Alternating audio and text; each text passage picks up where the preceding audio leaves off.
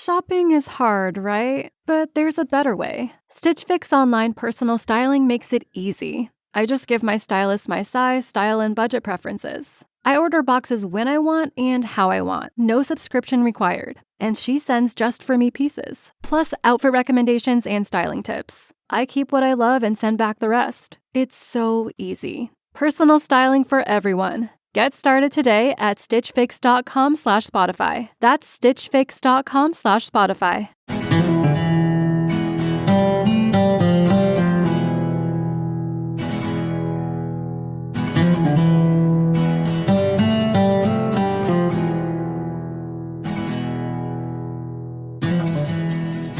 This is Fortune's Wheel, a podcast history of the late Middle Ages, and I'm your host, Jonathan.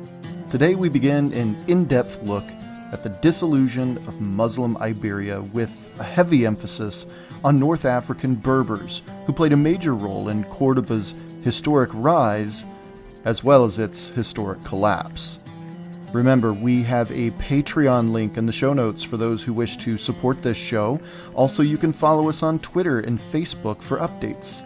Today's episode 56, is entitled Of Taifas and Berbers. Thank you for listening. Happy New Year, by the way, and I hope you enjoy the show.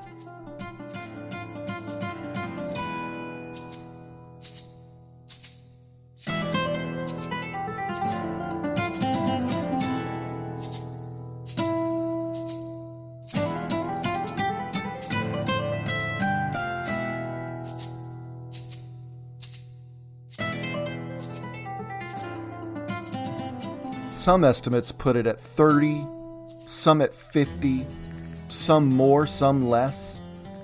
In reality, there isn't a soul who can firmly pin down exactly how many Taifa states were created from the collapse of the Córdoba Caliphate. As soon as one minor warlord would raid a nearby village and claim a few square kilometers as the beginning of his new caliphate, another would raid one of that guy's territories, take a farm or two or five, and push the first guy's new Taifa into utter ruin. Okay, so it wasn't quite that localized of a thing, but there were quite a few different strongmen, for lack of a better term, who were vying for supremacy after the fall of Córdoba. As we learned on the last episode, there were a few city-states who rose above the others, for sure. With Córdoba in the south-central part of the Iberian Peninsula, everyone else seemed to smell a free-for-all. Smaller warlords like the Taifas of Niebla, Santa Maria del Algarve, Arcos, Alpuente, Albarracin certainly dug in and made themselves known, but there were far larger Taifas that they simply could not ignore. Consisting of most of modern-day Portugal and some of central western Spain was the Taifa of Badajoz.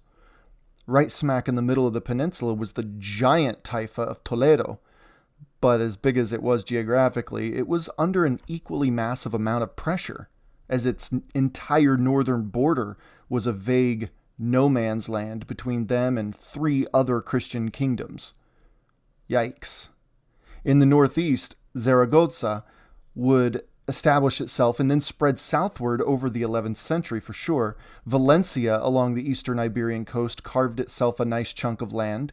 And let's not forget about the Balearic Islands, including Ibiza and Majorca, were Muslim Taifas in their own rights.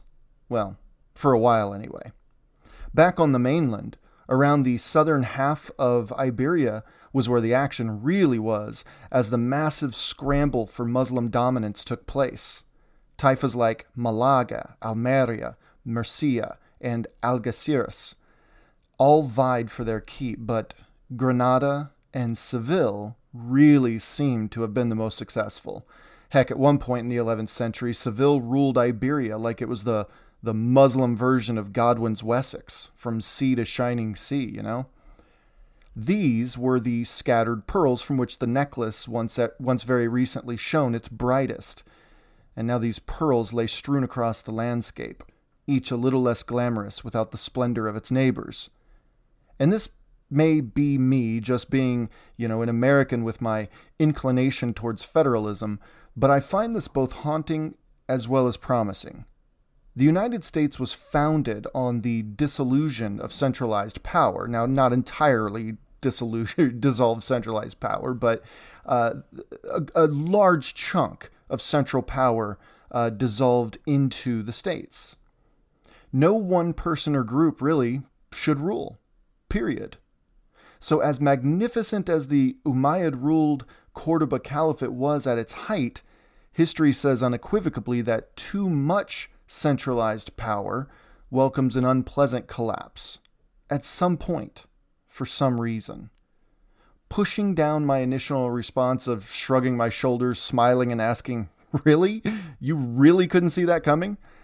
I also look on it as something of beauty. Now hear me out on this. I understand it was a very brutal time to be sure, and no, the people didn't revolt or anything, and no one was leading some independent, freedom-loving charge to create a government by the people, for the people, and all that. But from a cultural standpoint, hear me on this, please. Speaking from a cultural standpoint, there's something to say from such a collapse. Here in the States, like many other places, we have cultural differences from region to region. I mean, it's pretty much like that everywhere, right? Heck, oftentimes it's within the same region, you'll see some distinguishing characteristics. But if we imagine the U.S. collapsing due to an unsustainably corrupt and top-heavy center, you bet that states would naturally gravitate to those with whom they share many commonalities with. We, too, would be the scattered pearls of an otherwise magnificent society. And thus, you see Iberia at its most vulnerable. These taifas, these scattered pearls of Córdoba, had new futures to forge, and if any individual taifa refused to forge its own future, then someone else would surely do it for them. By the 1030s and 1040s, Iberia was already looking very different than it had for up to 3 centuries. Islam still held huge swathes of territory, and it continued to flourish in minor ways culturally, architecturally, and, well, you know, all the things. It's the Middle Ages, and Islam was still in its golden age. Arabic was still the chosen language across Muslim Iberia. The Maghreb in northern Africa was also largely Arabic. And as far as the east of Cairo and even Baghdad, obviously, speaking Arabic. So there was that continuous lineage, that linguistic line still tying that entire southern Mediterranean area together. Arabic was just one of the many languages spoken in those areas, but it was without question the language of poetry and government and academia too. And if you were a Muslim, then it was obviously the language of your faith, of your religion. But just like the example of the hypothetical collapse of the United States, just like these newly independent states would begin to flourish in their own respective, distinct cultures, so too did the taifas that emerged and coalesced following the collapse of Córdoba. That's the beauty I see. More individual, and I mean communities, individual communities, not necessarily individual people in this regard, but more individualism from a community and society standpoint, to me, is fascinating, and it's exciting because that's diversity, isn't it? In fact, here come the Berbers. Now, with the Berbers largely taking charge after the Umayyad caliphs in Córdoba, after they lost complete control of the peninsula, Christians and Jews under the Berbers weren't exactly welcome like they used to be. So some taifas were ruled by far more conservative Muslim North African Berbers. Others by remnants of the much more liberal, in comparison at least, Umayyads. And though they were back on their heels after the disastrously brutal years of al-Manzur, the Christian kingdoms to the north, as we'll soon see, were eagerly licking their chops in the wings. If you want a clear summation of Iberia in the decades post-al-Manzur, well, that might be it. So now these decades are basically due to the influx of Muslim Berbers, the way it all played out. Let's break from our 11th century narrative of Iberia here, and let's do a little digging to better understand what's happening. The Berbers were from northern Africa in a place known as the Maghreb. The Maghreb is a part of the northern Sahara Desert that's more or less much of the present-day nations of Libya, Tunisia, Algeria, Morocco, and Western Sahara, to give you an idea. It's a truly massive chunk of land, spanning almost 2/3 the width of the United States. And in the Middle Ages, believe it or not, it was teeming with human activity, which is surprising to outsiders like myself and many listening to this podcast. I know I was surprised when I was researching all this. When we think of the Sahara Desert, we think of sand dunes and sometimes mountain ranges and an incredibly sparsely populated area of the earth. However, and maybe let this stand as one of the foundational ideas for this season of the podcast, the Sahara Desert was actually, in reality, crisscrossed daily with thousands upon thousands of merchants, caravans of immigrants, religious teachers, mercenaries, soldiers, and arguably most importantly, at least economically, slaves. Slaves, slaves, and more slaves. The Sahara was not a dry, desolate, inactive black hole of activity in our human story. It was vibrant, and it was harsh, and it was a vast, continent-wide highway of danger and opportunities and ideas for anyone brave enough, and let's be honest, brave enough to do it. And the Berbers in the Maghreb portion of the Sahara, again, that northwestern portion of this gigantic desert, these Berbers were the prime movers and shakers of the area around the turn of the first millennium. Now, if you listen to the name Berber, you can possibly, if you cock your head and squint just so, understand how outsiders saw them. There are many different theories as to what the name Berber means or even where it came from originally, but a leading theory for centuries now comes from the ancient Greeks. In Greek, the term barbaroi referred to any non-Greek speaking people to their north, and it was essentially a derisive term demeaning these other languages as sounding no more civilized than, well, as John Green on his YouTube channel, Crash Course says, bar.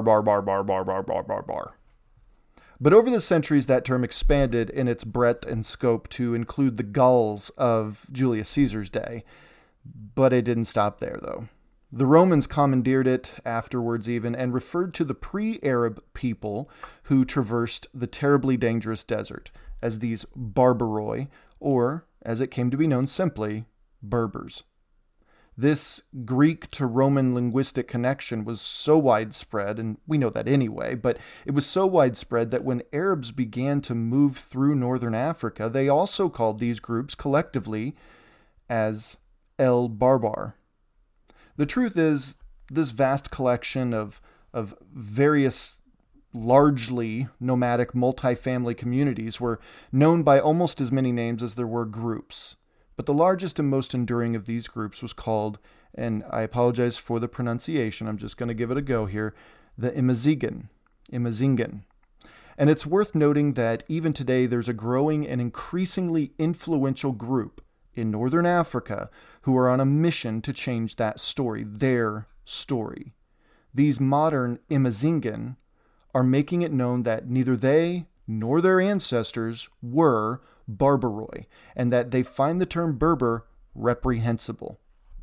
So no disrespect meant here on this podcast, certainly, but for simplicity's sake, I regretfully will refer to the Berbers as such until the history books are changed. Otherwise, we wouldn't know who exactly we're talking about, because this is the name they've been known by for at least a millennium. My apologies in advance, and I hope they see it through. I love it when stories get corrected. These Berbers, though largely nomadic, weren't all nomadic.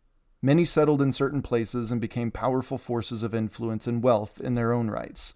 For instance, places such as the city of Fez, tucked away in the Atlas Mountains of Morocco, were founded in large part by Berbers.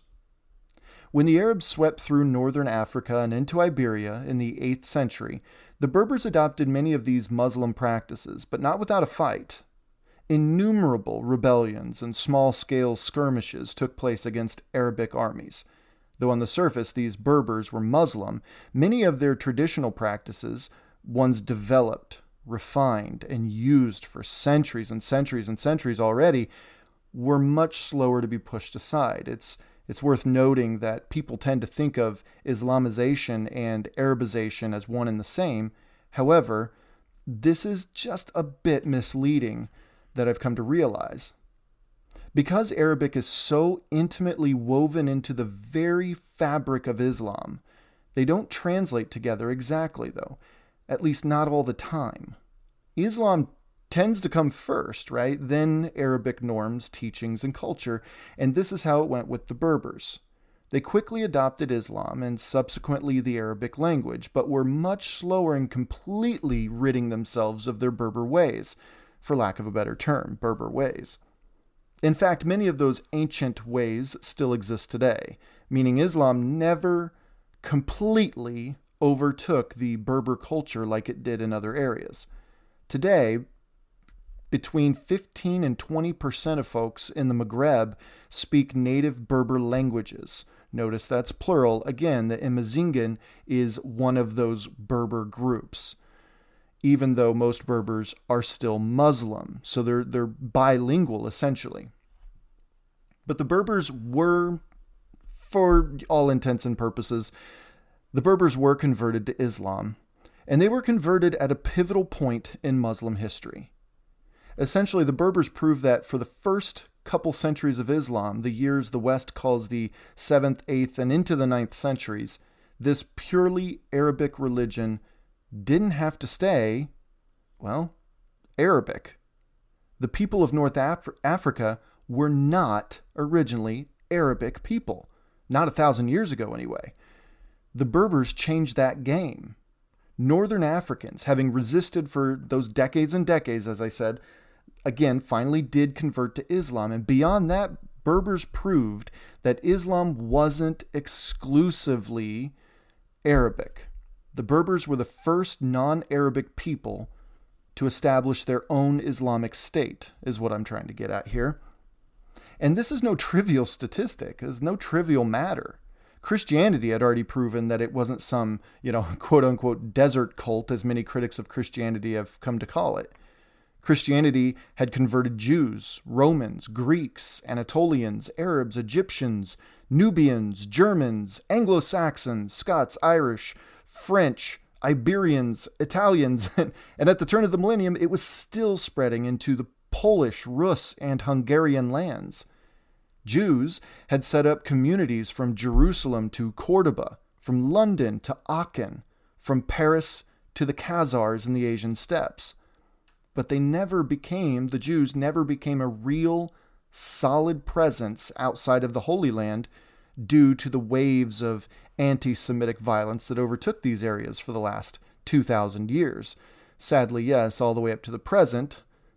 The most diabolical of them is also probably the most obvious to us today, when National Socialists in Germany exterminated 6 million Jews just a short 80 years ago. But Berbers proved that Islam wasn't stopping in the Arabian Peninsula and up into modern-day Iraq, where cultural Arabs lived, predominantly anyway. No, Islam was no longer a strictly Arab religion, despite its deeply ingrained Arabic ways. As I said before, Islam had tried for a long time, roughly 5 decades or so, to slowly push into indigenous Northern African communities.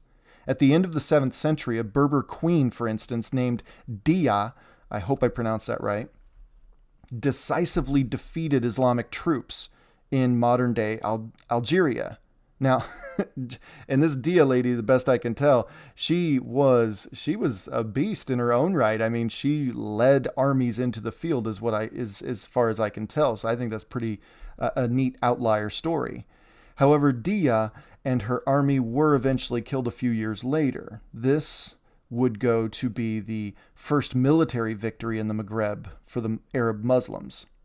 And at the beginning of the 7th century, Islam, having become a fully capable and terrifying military force at this point, attempted to sweep into Europe through Greece, but were time and again pushed back to the deserts by Byzantine forces. And we're going to see this over the next few centuries on this podcast. In the later Middle Ages, Constantinople, the Byzantines, the Eastern Romans, whatever you want to call them, these people served as the buffer voice, the buffer force between Europe and Muslim Middle East, because Islam tried to get into Europe many, many times.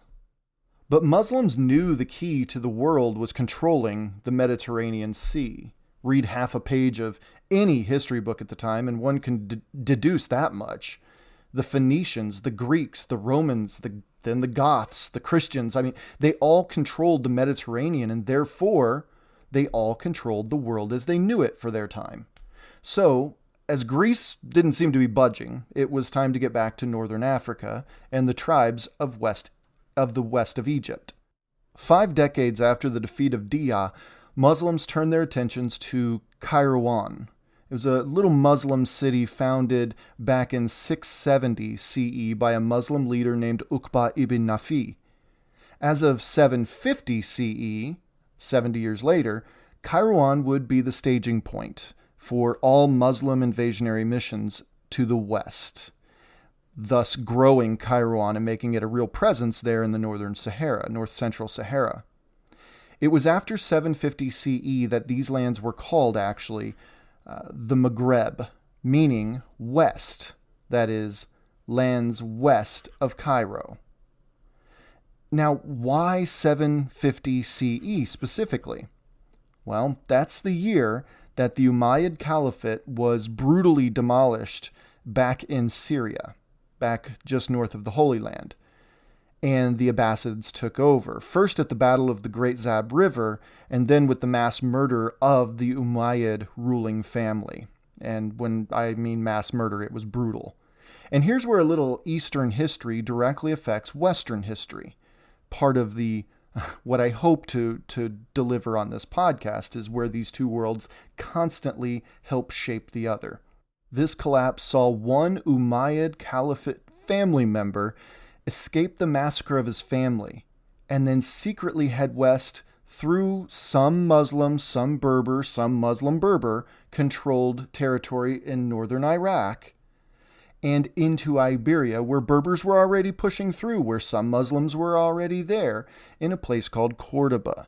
And it was this Umayyad Caliphate member, the escapee, who then took over leadership of Córdoba and set up by his grandson, set up a city that would be ready for his grandson to then boldly claim as its own caliphate, that is the Córdoba Caliphate. But put a pin in that one just for a minute here. So instead of Umayyad-led Muslim forces invading the Maghreb, it was now the much stricter and traditionalist the Abbasids. But there was a bit of a no man's land between the Abbasids in the east and the Umayyads in the west, though. Just south of Córdoba, across the Strait of Gibraltar, was the Berber Muslim-controlled Idrisids in modern-day Morocco. And the east of them was the suzerainty of the Abbasids, called simply Ifriqiya, which is worth pointing out that, as you can probably tell, Ifriqiya was the name used by Romans for all of Africa and is also where we get the name Africa. Now, this tenuous buffer zone allowed Córdoba to more or less insulate itself against any direct hostilities from the rival Abbasids, thus also allowing Córdoba to flourish and prosper and become, as that Christian German nun once described it, the ornament of the world. But this buffer zone was bound to wear away eventually, of course, and the Abbasids' use of Berbers were the key, not to mention our old turn-of-the-millennium antagonist, Al-Manzur. On the one hand, it was a brilliant move to bolster his lines with so-called expendables, like the Berbers were to Cordobans, even though the entirety of Cordoba's Umayyad existence relied directly on one particular Berber. Quick story to the side here. I told you to put a pin in that guy who escaped. Well, here's the quick story. The founder of what would become the Córdoba Caliphate was half Berber, as his Arab father married a Berber woman in order to strengthen alliances with the Berbers way out west in modern-day Morocco. All right, so that's the story. His name was Abd al-Rahman the First, and he would be the escaped Umayyad Caliphate. So that helped as he found his way secretly across northern Africa. Having a little Berber to his claim certainly did not hurt him along the way, you can imagine. So, okay, back to what we were just talking about. But what Al-Mansur didn't take into consideration was that the Berbers he was hiring as mercenaries to bolster his lines against his northern Christian enemies were, again, that different flavor of Muslim than the Berber residents of Iberia had become over the previous centuries. Al-Mansur put on his blinders, much like tyrants do throughout history, and didn't account for the age-old fallacy of one-size-fits-all when considering individuals and individual communities. Group identities such as this is just a false equivalency that spelled an Al-Mansur-run Córdoba's demise. See, Al-Mansur's Berber mercenaries from northern Africa were more of the traditional Muslim variety, far more strict and conservative in their political, religious, and cultural leanings. And when they bore witness to Córdoba and its far more liberal and accepting norms in politics and commerce and policies, well, when their numbers swelled under Al-Mansur, and then in the subsequent years after Al-Mansur's death, the chaos that ensued on the peninsula during that time, Córdoba collapses as a unified entity. All of this is happening in the early 11th century, right? Well, these northern African Berbers reacted swiftly, and they reacted decisively. These Berbers from the Maghreb, directly from the Maghreb, not the Berbers who had lived in Iberia for a couple centuries already. These northern African Berbers from the Maghreb quickly overtook places like Seville, like Toledo, like Granada, and many others. Some were successful, and they rose to the top. Others were quickly ousted and overrun. But the northern African Berber presence in Iberia, following the collapse of Córdoba, had a serious impact on any dreams of Muslim reunification on the peninsula. Iberia, between 1000 and, say, the 1040s CE, it was an absolute disaster. Now, lives were lived, of course. Weddings took place, families expanded, and families lost their landholdings.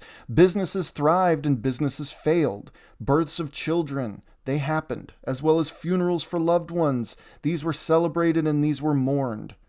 Life happened in Iberia during these 4 or 5 decades after Al-Mansur and the collapse of Córdoba. But any Muslim reunification was probably not in the cards during this time, and a lot of it was again due to the Berber presence from northern Africa directly. Again, they started as mercenaries, and then once Al-Mansur and his sons were done away with and the chaos ensued, they took over in the various parts of Iberia. And this is where we're going to leave today. I know this is kind of a weird, kind of talking at you sort of episode, but I hope there was a lot of information that we can then build upon as we go through and kind of reconnect with the narrative of history going forward. And to think, with all this information, we haven't even really mentioned the Christian side of Iberia at all on the podcast so far. So I can't wait to get into that. Thank you all for listening and supporting the show. If you enjoy this content and feel that others should too, then please head over to Apple Podcast, Podcast Addict, Google Podcast, Spotify, Anchor, or wherever you download your podcast, and leave a 5-star review, please. Your reviews help to catapult podcasts to the front pages of podcast services. So the more reviews this page gets, the more 5 stars this podcast gets, the higher up the lists will get.